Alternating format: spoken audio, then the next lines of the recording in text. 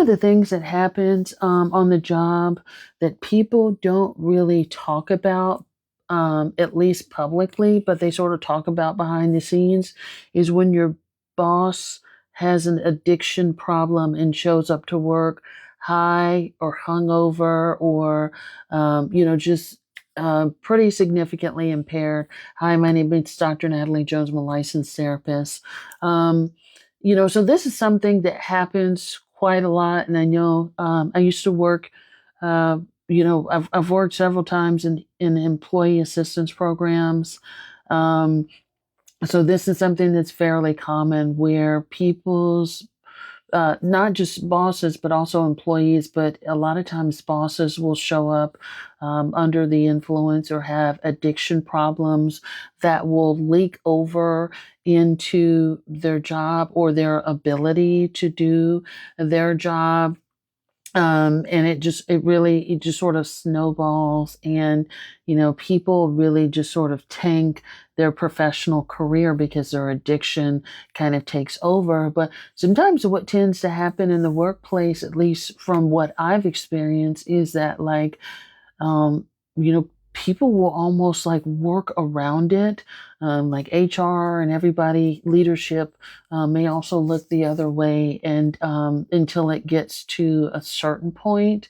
But they will allow sometimes bosses to come to the job knowing that they're struggling with an addiction problem, or even after they've been reported, or their job performance is tanking, or they're not really coming to work as they should, or they're nodding off while they're at work, or something happens and there's like a some sort of liability depending on how big it is.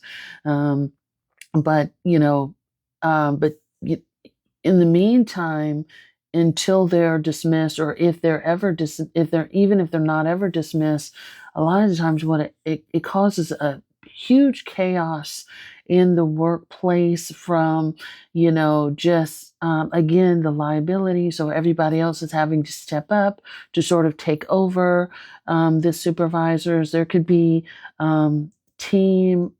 team embarrassment, where your supervisor is loopy, or they're making a lot of mistakes, or it's very clear that something is wrong. And so there could be secondhand embarrassment because other people are like coming to you and questioning what the heck's going on with your supervisor, and things like it could also cause a lot of tension and frustration. I mean, tension and frustration for obvious reasons, like, you deserve to have the support of a supervisor. And when you don't have one, especially if things keep happening repetitively, you start to think, man, this is super ridiculous. What the heck is going on? But also, too, there could be tensions and frustrations, and sometimes it even goes into brawls, where it seems as though there's a level of favoritism there, that no matter what the supervisor does, no matter what type of shape they come in, or what type of error or mistake, or how they crash out on the job, no matter what they do, they're still always guaranteed a position. They may get promoted or get raises and things like that. And that could be a source of um, resentment amongst the staff and people there, and people can start to, um, view leadership or their job as a joke. And by the way, it doesn't just happen in, the job setting. Sometimes it can happen in school too. I've experienced this in graduate programs as well, where professors have also had this challenge. Um, but other areas where it may lead to frustration is where you could see that a person is visibly impaired, or they're nodding off, and things like that. And so there's an area of concern, or you have to actually step in and prop this person up. You, you have to also maybe be their nurse their maid, their babysitter, their right hand man. And a lot of times, what tends to happen is you guys that you become the default supervisor without the pay, without the recognition, but you're always sort of called on to be part of the cleanup crew. There can also be frustration with errors in documentation, so such as emails, understanding the handwriting legibility, just gross errors that are made that constantly have to be checked and rechecked. So I'll give you an example too. I've encountered this both at the job and in grad school. And I remember, I'll start with grad school and maybe I'll stop with that one too. But in grad school, I remember it was a teacher that just, was flaking out. She would never, she would show up to class like 45 minutes late. And, at that time I lived in the Midwest. So a lot of times you'd have to schlep to class in the middle of a blizzard. And so, you think about, trekking across town to get to class in the middle of a blizzard. So there's a huge amount of effort and, weather conditions that people have to go through for this teacher to show up, 45 minutes to an hour late and be like, who cares? And just be really lax about the whole thing. And, there was a huge confrontation in the class, and she was like, I don't care, like whatever. Like, I remember being in the elevator and we were just like, what the hell's going on? And she got in the elevator and she was like, I don't care, I'm gonna do me, that type of thing. And it was just like the oddest thing. And we ended up having to pull in I think it was like the dean or something like that, and there was even a confrontation with that because, they were just like, well, sort of bear with her and work with her and all this other kind of stuff. And one student just got up and is like, this is not a joke.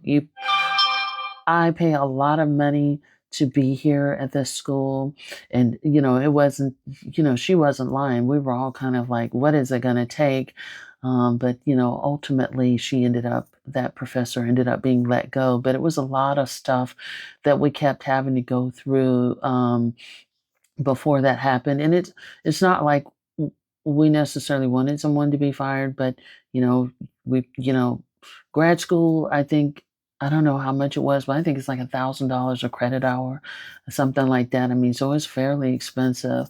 You're there to learn, you're there to get credits, and then we're just going through a huge amount of effort to get things done. And when you have somebody that doesn't show up, that says something about how not only and people do struggle and do have challenges, but it also makes a statement when the school does or does not respect their students as well, but will gladly take your money. This is also something that, has happened in the workplace, and just there was all sorts of liability and things where you had a supervisor that was nodding off. Uh, that was nodding off, that was not coming into work, and just there were a lot of things going on, and we're having to perform around it because leadership is not wanting to take action, and sometimes it takes drastic action amongst employees or something else to happen before they tend to these things. And I just remember it was a challenging time at the workplace, but a lot of people got fed up with that, and it was just like, it got to a point where people were starting to say, this is ridiculous, like what are we going to do about it? And people demanded results and things like that. But it's just this is not meant to be negative or derogatory towards anybody, but it's meant to bring awareness. It is a conversation that I think more people, more jobs need to have. Um, you know, there's other, think other jobs that are a little bit more tight around that, and so they have, supervisors and people have to get clearance before they come back, and